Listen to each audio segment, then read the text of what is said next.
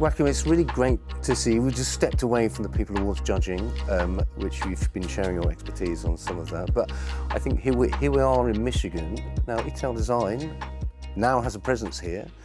Can you tell us a little bit about that and how that's going to feed into sort of Ital's strategy? Sure.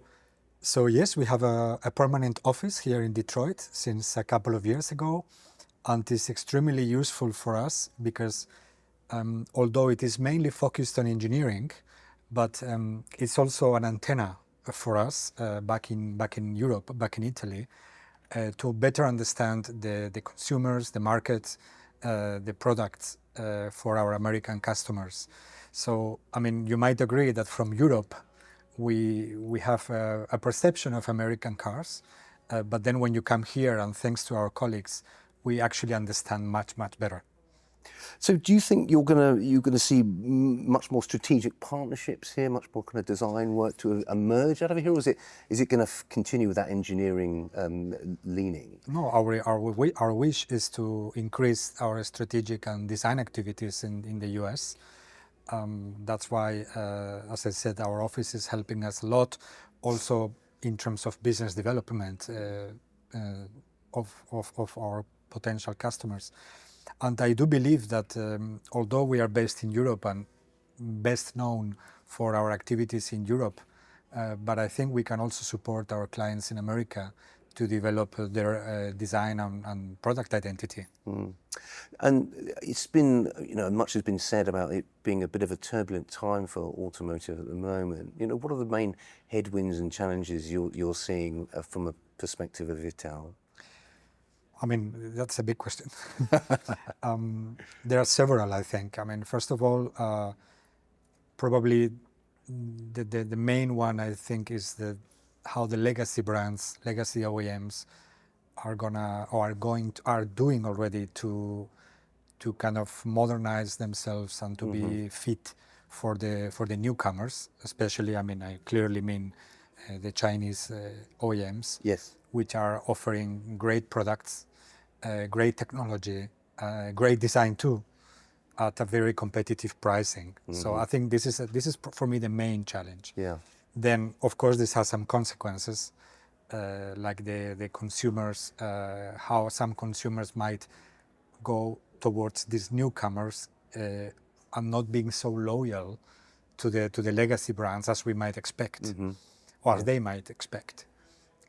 So I think, again, identity is a big asset from the legacy brands, and my team and I are here to support evolving and transforming, if necessary, those identities to be future-proofed. Well, I think that's a really interesting point, because you almost have to, you're in quite an interesting position that you can come in slightly from the outside, but very well schooled in design, and just pull out some of this really important stuff that perhaps is quite hard for an OEM, a global OEM, to sort of see for themselves. I mean, of course, in my opinion, the OEM knows best, what is their identity, and therefore, in my eyes, the ideal process is what we call co-creation. That is the ideal situation where we partner with our clients to develop a project. But having said that, it is true that having an outsider view, it gives you a fresh view, fresh eyes on something. But we shouldn't be superficial. That's also a risk. Yeah. We want to be. We really want to understand the identity of a brand, and for this we do a lot of analysis, a lot of research, and together with the clients we develop a project. But yeah, it is a plus to be detached from the mothership. Yeah, I think. Yeah. And how is things like talent acquisition changing for you guys? Because we hear a lot about this kind of the role of the designer is evolving and it's moving very, very quickly. What are you looking for in terms of talent for your teams? I mean, if I look for talent, I mean, we have in our company we have a very nice mix of generations, from very experienced designers or colleagues to younger ones. But being a design service company, we also need to be fast and efficient. And this takes us to the artificial intelligence as the perfect tool to enhance our design capabilities. So I would for sure look for people that are mastering AI. This would be for me a must. I mean, it does have tremendous potential to optimize processes and to generate sort of new formal languages. I mean, how do you see it in terms of a creative tool? How should a designer work with AI? Because the last thing you want to do is have something derivative or kind of not pushing boundaries, but almost using that technology to collate stuff that's already out there. And how do you sort of impress upon the fact that this is a tool to speed things up, and rather than perhaps a jumping off point in terms of creativity? I agree, and I think, I mean, it's about maybe now 2 to 3 years that the AI is fully functional. So I think it's now, at least I speak for myself, it's now the time that I can reflect a little bit on the process. Before it was a big hype, you know. Yes. Now I can say, as you said, that this is a tool to accelerate, to enhance, to empower designers, but by no means it should be understood as intellectual co-pilot. You know, I still think that we need to have a vision for what we want to do, and AI is a fantastic tool supporting us on that. But we shouldn't fall into the temptation of expecting AI to supply ideas. That is something I see not working very well. A final question. Okay, are you optimistic about the future? How are you feeling about the world out there? Because you can feel we can fall into a slightly doomy outlook sometimes when you look at all the turbulence. But I mean, I'm for what's the sure future looking optimistic. like, I guess? I'm for sure optimistic, but also critical to some things. You know, we need to understand why we are doing things, why we are doing a new product, why a new brand is being created. I mean, again, in China, how many brands are created every day. So I guess there will be a kind of natural selection. I don't know if you can say that in English. You can say natural selection. It's like a Darwinist term. Exactly, that's what I meant. Like in nature, yes, there will be a natural selection where some brands, as we know them today, might struggle in the future, unfortunately.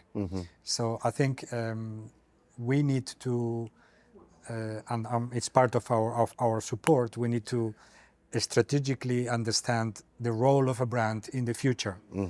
But not being optimistic or pessimistic, but really being aware that the world is changing. So that the strengths are different now that it was 10 or 15 years ago. And I think that's a really important point. Understanding why you exist is going to give you the motivation to exist. If you can't answer that question, then this idea of natural selection will kick in, I imagine.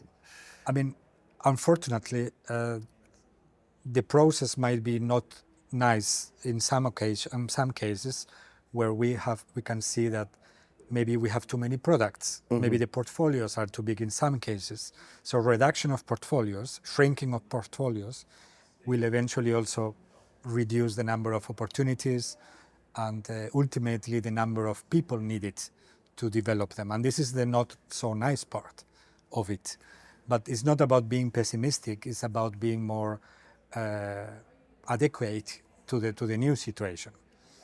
And I mean, but we want to be part of the future, not part of the past. No, 100%. And you are, but we have seen some really interesting work come out. If we maybe look at European OEMs, there's been some tremendous work coming out of established, what they're called legacy brands or heritage brands. But the brands that we actually know and love and have grown up with, there seem to be an understanding that design needs to carry the torch and re-establish what it's all about. I agree. I mean, design and should be a brand ambassador, a brand shaper, you know, not only because, of course, we are together with all the other departments involved, responsible of the product, but as a